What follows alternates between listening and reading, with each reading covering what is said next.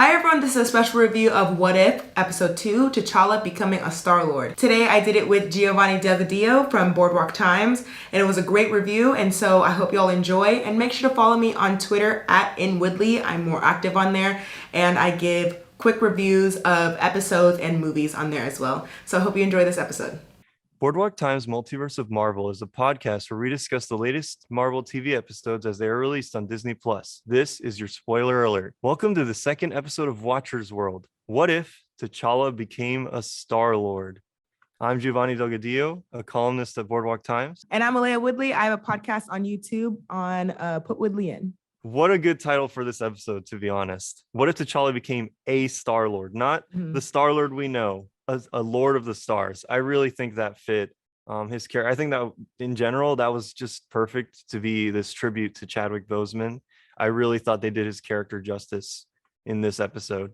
Yeah, I definitely agree. The way that T'Challa just fit so perfectly and seamlessly into becoming a Star-Lord, it didn't feel wrong, you know? And like with the first episode with Captain Carter, I honestly didn't love that episode as much because, you know, it wasn't as different of a story. It was very much like Steve's story. But with this one, it was completely different and really, really unexpected.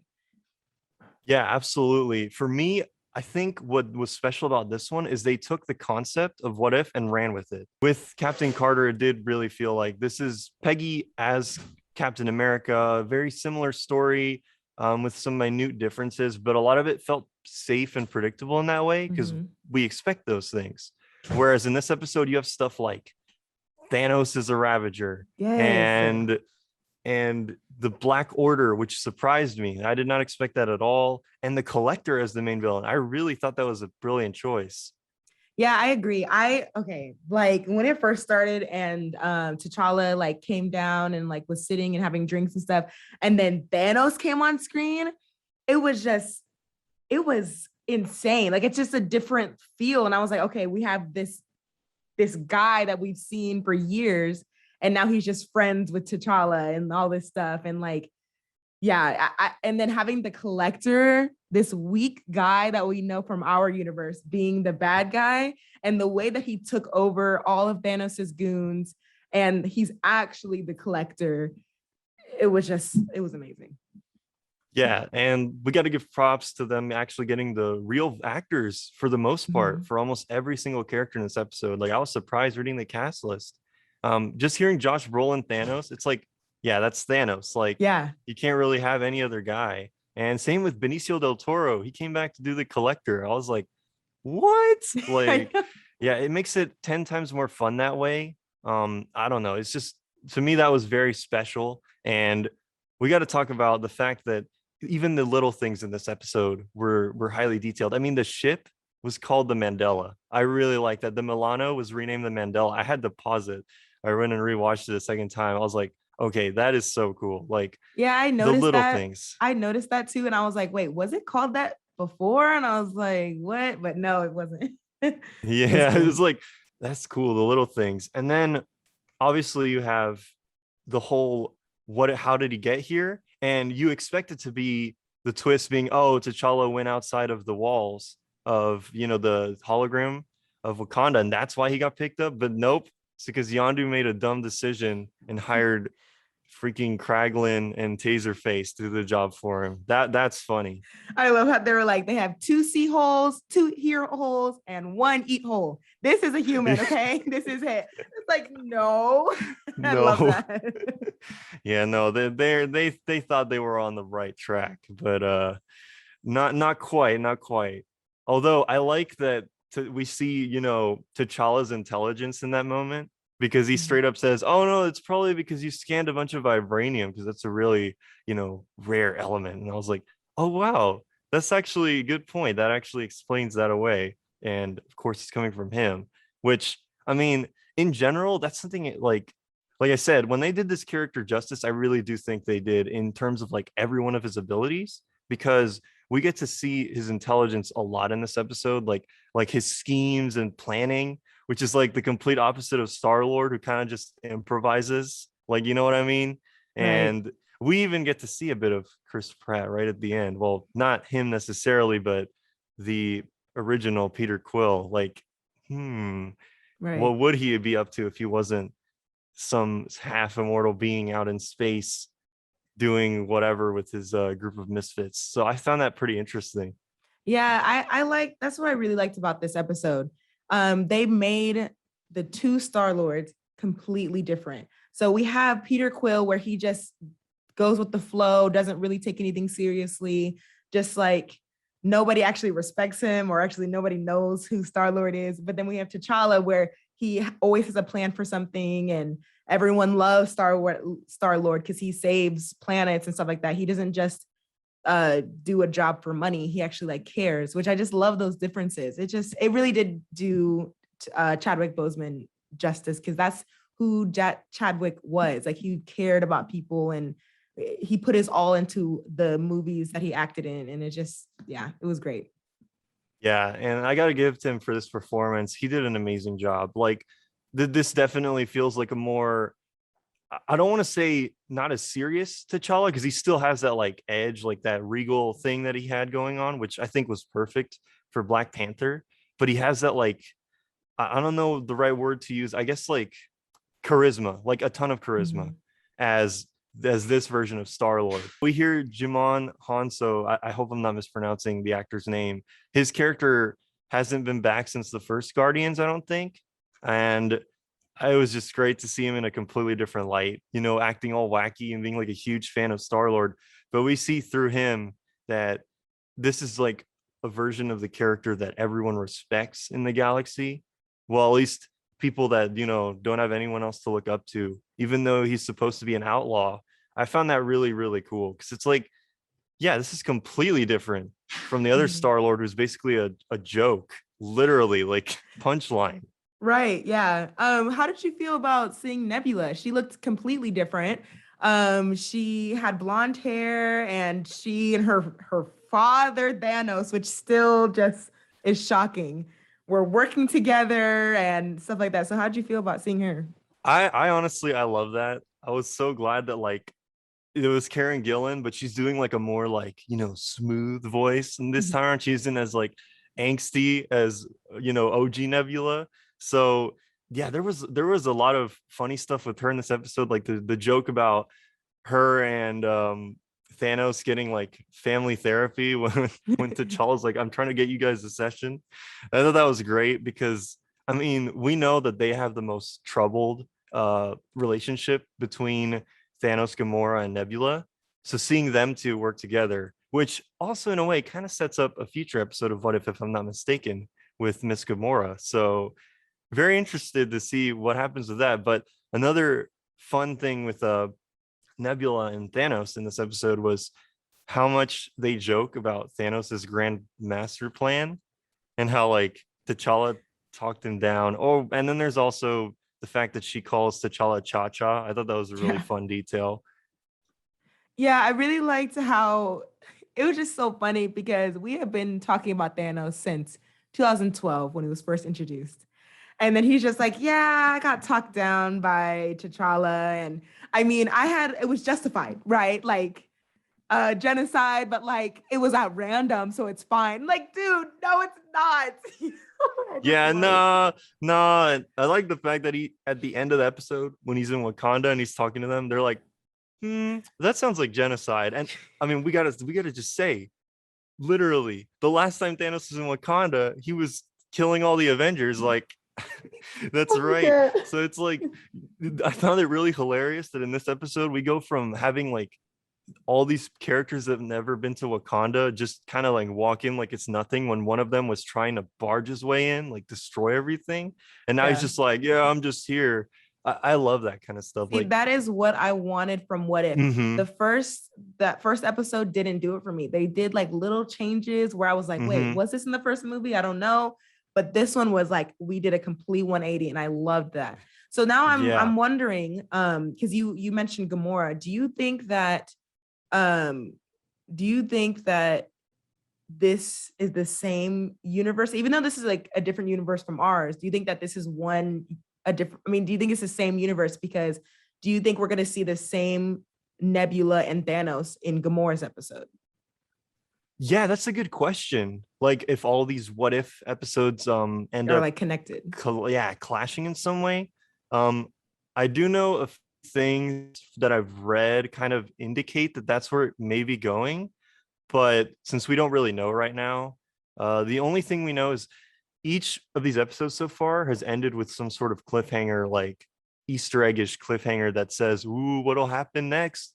Which makes Mhm. me think that maybe those events are connected, because we see in the first one Captain Carter being recruited by Shield, and in this one we see Peter Quill and his dad. Except, what would happen if he actually went through with his plan and you didn't have this kid to stop him, right? So I don't know. Yeah, that's a good question. I kind Right. of hope so. I hope they cross over in a way that feels tangible. Although, as far as I understand, could it be a situation where the multiverse clashes and all the what if episodes come together because of that? That could be the other possibility, which, to be honest, it doesn't seem as cool as what would happen if this crazy, wacky what if universe just kind of existed on its own stream timeline. Right. Yeah, I don't know if it's going to be connected to um like the main MCU, because I know like Loki and WandaVision and stuff like that is connected, but I don't know if What If is, even though we know that the multiverse is a thing now. It's just kind of like we'll see. It's always like a we'll see what happens. And I'm just waiting for multiverse of madness at this point. I It was gonna needs say answers. that's probably where we're gonna get that answer, Yeah. to be honest. Which any cameo from any of these characters would be awesome. I the thing that sucks, and I hate. Here's the thing, this subject always gets me pretty touchy because when it happened last year, I was at like a bad time. But I would have loved to see Chadwick play this character in live action, even if it's just a Yeah. cameo in that movie. That would have been Mm. so awesome. But This story was yeah, just so great. I'm like, I want to see it in live action, or I want to see more of it, because I yes, love seeing them. yes, I love seeing the Guardians of the Galaxy be like good guys in a different way, you know? yeah. Just it's so good. This makes me wonder though, since in this episode we only get hints of it. We only saw Drax and Nebula. Those are the only two like True. other major members. I mean, technically Kraglin and Yondu kind of are in the second movie, but yeah, we don't see, Groot, Rocket, or at all actually. Right. So interesting. And Yeah. Mantis and Oh, that's right, Gamora. Yeah. Mantis. Yeah. So Yeah. I mean, it was fun to see Drax. It is like a fun cameo where he still talks the same as he did in the first Guardians movie, where he's like very like straight to the point. He keeps calling T'Challa's like pose bad. It's like, that's a Yeah. bad picture. And it's like, okay, that's like old school Drax. I like that. So yeah, that was fun. Oh, there is one character that did reappear. I just completely forgot about him, and he's an important part of the episode. Howard the Duck. Oh my gosh, yes, we forgot to mention him. He had Yeah. speaking roles. Like Howard the Duck was in this. I really like seeing him. That was cool. It's fun. Here's the thing that interested me too is we keep talking about how this felt like a full push for the concept of what if, and they're taking full advantage. And I just thought about it a few years ago when the first Guardians movie came out, that was considered a huge risk. And everything that happened in that movie was like big for Marvel fans because of how wacky it was compared to everything that came before. But when you think about that compared to this, I think this is Yeah. way crazier, like Yeah, way more unique. Same with the sure. powers, which is why I wanted to get to the Black Order.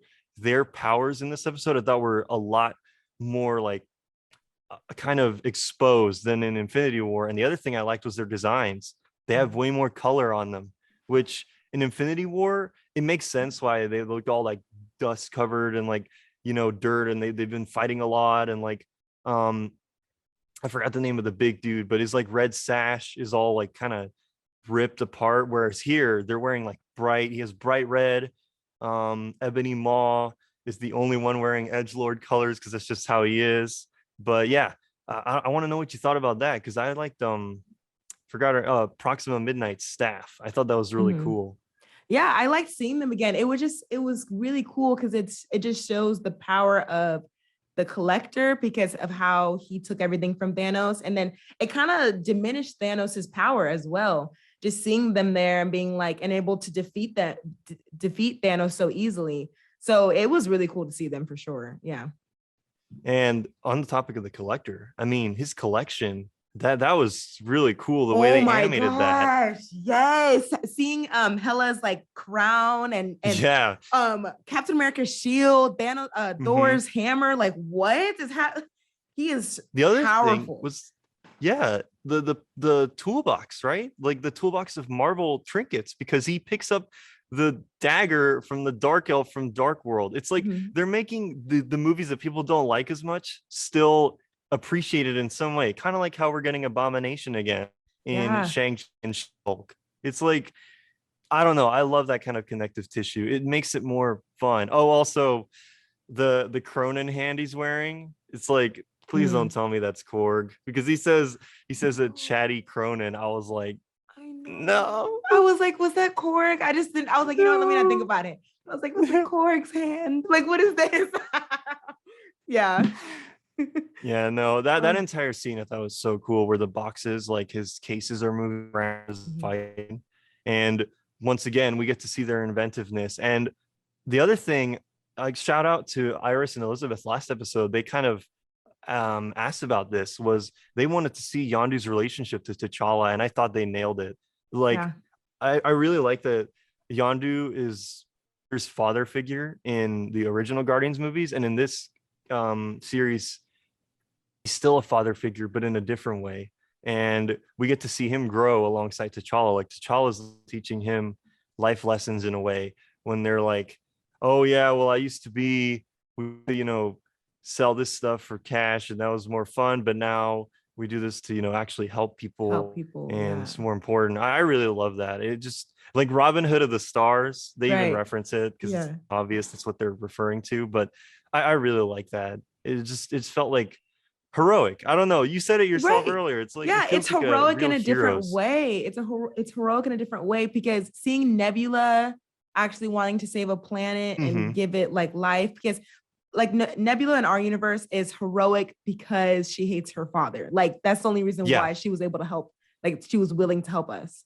It was Hmm. because she hated her father so much. But in this one, it felt genuine. She was like, okay, like this is my job now. Like I like doing this. Blah blah blah. Yeah, I really liked it. And it makes me wonder what her debt to the collector was, like why she had a debt at all. It was because of her Which, eye. oh, was it what, Yeah, oh, what did she because she get? had, Oh, that's yeah, right. he gave Never her mind. parts. Yeah, Hmm. Never mind. Yeah, see, I understood that barely. I was like, wait, what? But yeah. okay, that makes more sense. But So that was her debt because that like was her cool. dad at the in our universe would give her Yeah. parts and stuff like that. But that was the only like fake thing was her eye. So Oh yeah, okay. That's yeah, good then. I'm glad that she gets to live normal. right, And it's funny that she's blonde under all the right. mechanical parts. I mean, shout out to Karen Gillan going bald a few years ago for the role, Mhm. but it's like, oh, she's blonde. Okay, cool. Okay, I did not cool. know that. I did not expect that. That's cool. Yeah. And I don't know. I just thought it was cool that she, like triple crosses the collector or whatever they mention, when Mhm. Mr. Fanboy's like, "Oh my god, you guys really think everything." Yeah, yeah. Just overall, I give this episode. Honestly, I couldn't find any flaws. I give it a Hmm. 10 out of 10. Like I barely give out 10 out of 10s. So yeah, I've already watched it twice. I'll watch it a third time, fourth, fifth. Like, yeah. And it makes me really excited for episode 3. Because I think Yeah, that episode's going to be Iron Man and Killmonger, which is like what could happen? Like, where does it go? that's another great one, because Killmonger's entire goal is, like to help, kind of smaller communities, oppressed communities and stuff, because he felt that. And that was his whole like thing with Wakanda. We're gonna send our technology, we're gonna arm people. But with Iron Man, with Tony Stark, the richest weapons Ooh. dealer in the world, like, do you think that's his like motivation? Be interesting.